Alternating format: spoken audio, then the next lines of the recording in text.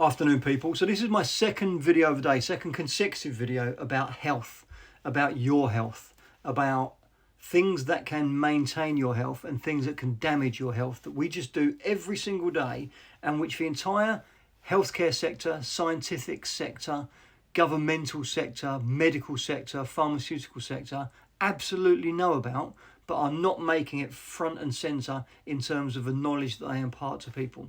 So I'm going to put my specs on. I'm literally just going to read you a longish post that somebody has posted on X. If you're on X, I would suggest you go and give this person a follow. It's somebody called Pharma, S-A-M-A, Hoole, H-O-O-L-E, and it's all about natural health, natural medicine, and sort of the history of medicine and pharmaceuticals and so on. It's a brilliant, brilliant page. It's well worth following, well worth reading, and very eye-opening. So let me just get up this particular post. This one specifically is all about diabetes, the causes of diabetes, and what to do about it.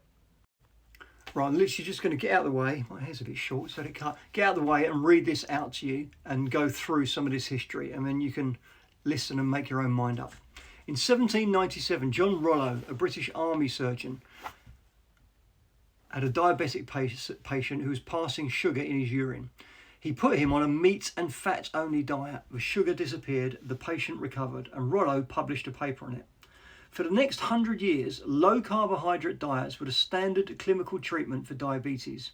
In the textbooks, in the hospitals, what doctors actually did. So basically from 1800 to 1900, that was the standard treatment. In 1916, Frederick Allen opened a clinic at the Rockefeller Institute. No insulin existed yet, and he kept diabetic patients alive on a near zero carbohydrate diet. Some survived long enough to receive insulin when it finally arrived in 1921. The diet bought them years that they otherwise wouldn't have had. Then insulin arrived, and that diet suddenly became inconvenient. If you could inject insulin to handle blood sugar, you didn't need to restrict carbohydrates. The drugs had a manufacturer, the diet had neither, and the drug manufacturers wanted to sell their product. In the 1950s, Elliot Joslin, the most influential diabetologist, began quietly softening the restrictions that had defined diabetic treatment for years. In 1977, the McGovern guidelines told the entire American public to reduce the amount of fat they eat, the amount of meat they ate, and to eat more carbohydrates. Diabetics were not exempted from that.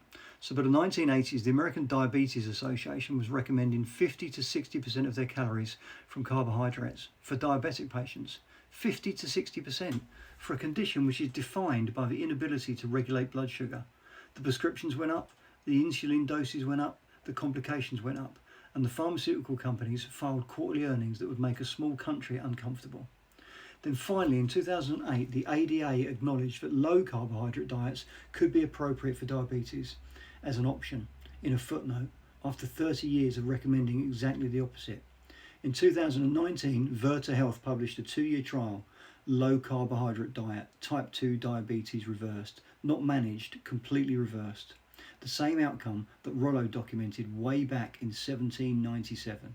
And in 2023, Diabetes UK quietly updated its guidance to recommend a low carbohydrate eating as valuable for diabetic people, 220 years after it was first published.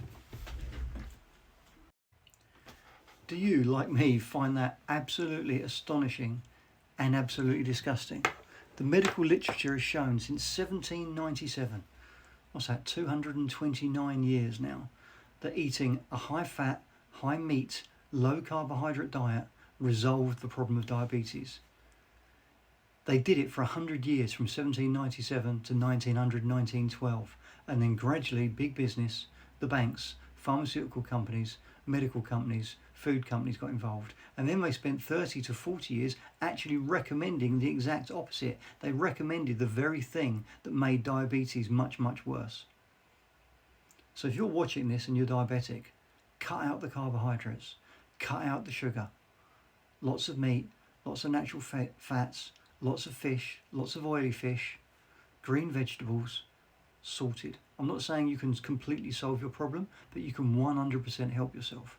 It's been documented medically for 200 plus years. It's a cast iron fact. Do not believe what you were brought up believing.